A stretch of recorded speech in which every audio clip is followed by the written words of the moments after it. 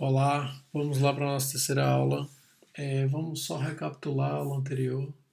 Na última aula que a gente viu a gente falou um pouco sobre variáveis, certo? E aí a gente demonstrou a criação de variável da primeira forma, botando o tipo, dizendo que é uma variável, dizendo o nome dela e botando um tipo, e assim atribuindo valor a ela.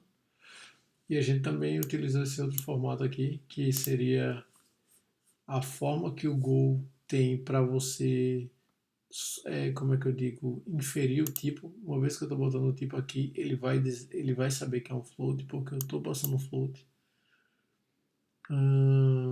Basicamente isso, e também um destaque aqui da última aula são os tipos de variáveis, certo? Essa variável aqui é do tipo inteiro, como a gente pode ver aqui, a gente declarou isso, então ela é do tipo inteiro. Então, inteiros são números que não têm parte fracionária, por exemplo, não tem nada depois da vírgula, é 30 e pronto.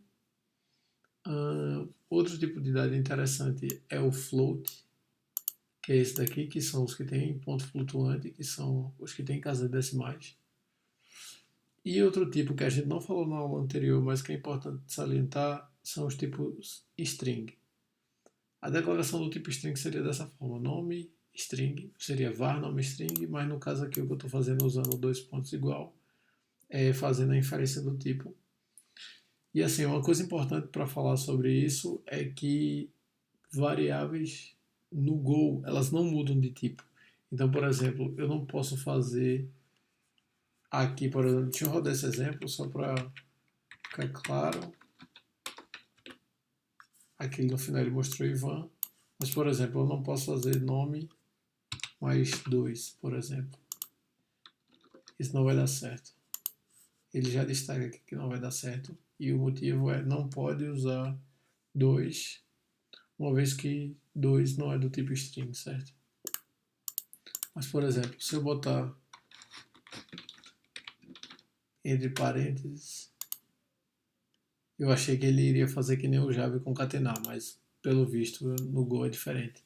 Mas a coisa importante aqui é a seguinte: eu não posso manipular dados de tipo diferente como sendo a mesma coisa, certo? Então é importante a gente ter isso em mente, que isso vai ser importante nas próximas aulas. Além dos tipos float, string e int, existem outros tipos do Go. A gente pode encontrar essa série de tipos na documentação. Alguns desses outros tipos a gente vai abordar aqui durante esse curso, mas por hora só é importante para mim que vocês saibam a essa altura do campeonato que existem tipos diferentes e eu não posso manipular eles juntos, certo? Se a variável é do tipo string, eu não posso fazer manipulação junto com o inteiro, por exemplo. Não posso somar string com inteiro, que não faz sentido. Mesmo que aqui tivesse o número 2 escrito, eu não poderia fazer isso aqui, mais 2, porque mesmo que aqui tenha 2, mas eu estou falando que aqui é uma palavra. String é um tipo para palavra e não um tipo numérico. Então eu posso fazer manipulação numérica com palavra. Ok, vou salvar aqui e agora vamos para a aula 3, certo? O conteúdo dessa aula de hoje é basicamente mostrar como pegar informações digitadas pelo usuário. Os exemplos que a gente fez até agora, a gente escrevia no código que a gente queria que fosse mostrado. Mas, por exemplo, a gente quisesse criar a possibilidade de entradas diferentes, que o usuário digitasse e, dependendo disso, acontecesse um comportamento diferente. É o que a gente vai aprender hoje, certo? Então, a primeira coisa que a gente vai fazer é fazer essa forma de pegar uma informação de uma fonte externa, certo? Só para começar aqui, eu vou botar aqui fmt.println,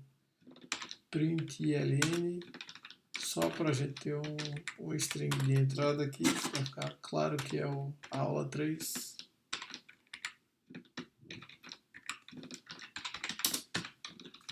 Certo?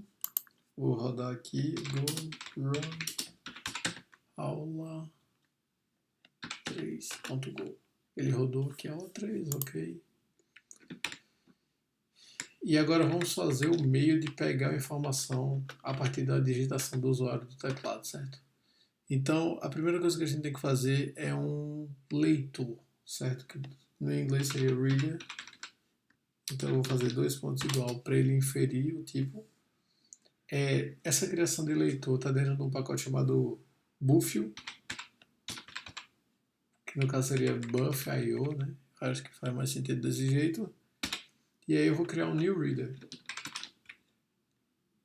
E a forma de entrada dele vai ser do OS, que é o sistema operacional, e vai ser do STDI, certo? Isso quer dizer que o usuário digitar ele vai estar escutando o que o usuário digitar.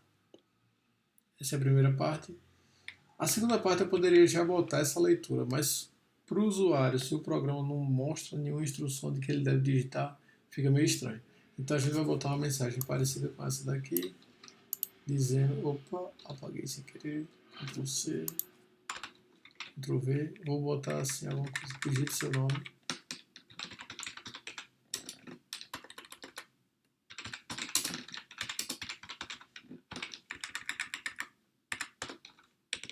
Ok, então ele vai aparecer essa string aqui, digite seu nome. Eu vou tirar o ln para ficar tudo numa linha só. Então vai ser solicitado ao usuário que ele digite o nome e de que forma ele fica esperando que o usuário digite alguma coisa, certo? A forma para fazer isso é utilizando o reader, certo?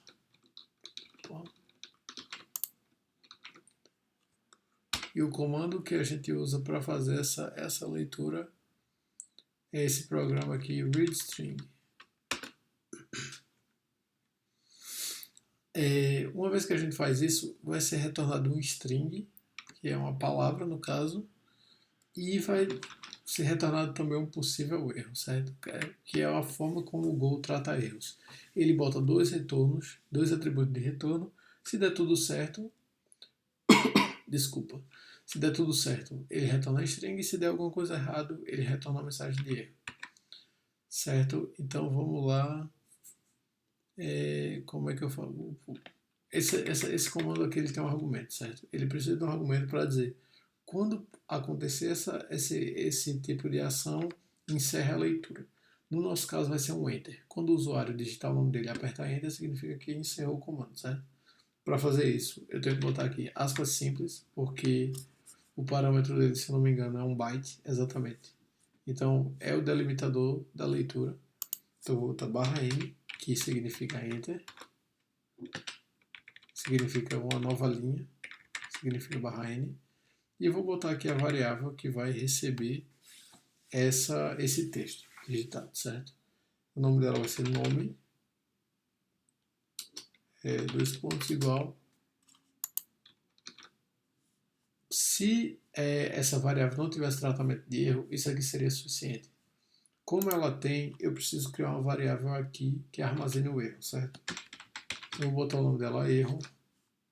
Aqui está ela. Do jeito que está aqui, eu acredito que ele vai dar erro, porque ele vai dizer que as variáveis não são usadas em nenhum momento.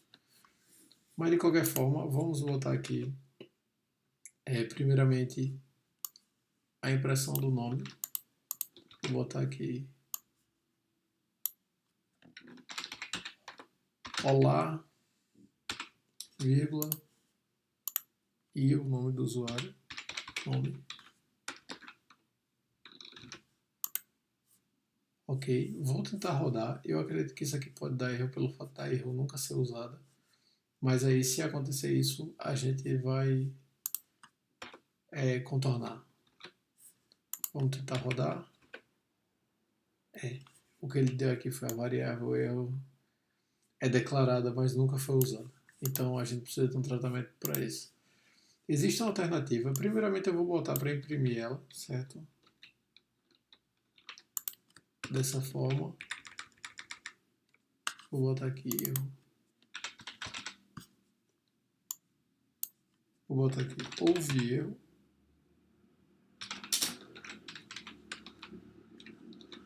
Certo? Eu vou tentar rodar. Eu digito seu nome. Meu nome é Ivan. Houve erro, ele retornou nil, que significa que não houve, que é um ponteiro para um espaço de memória vazio. Isso a gente vai falar com mais calma depois. Mas o importante agora é que não houve erro e ele mostrou lá Ivan. Eu vou fazer um tratamento diferente para isso aqui. Eu não vou exibir isso aqui dessa forma. Existe uma alternativa no Go, no caso essa função retorna mais de um valor, certo? Ela retorna o nome e retorna um possível erro. Como eu não vou usar o erro, existe a alternativa de usar um underline. Se eu boto isso aqui, ele vai dizer retorne o nome se der certo e caso dê erro, não retorne nada, certo? E assim o código fica, tipo, não fica mais com aquele tratamento de erro e vai ficar mais legal de ler aqui. Vou botar a LN aqui para quebrar uma linha também. Tá, rodar de novo. José.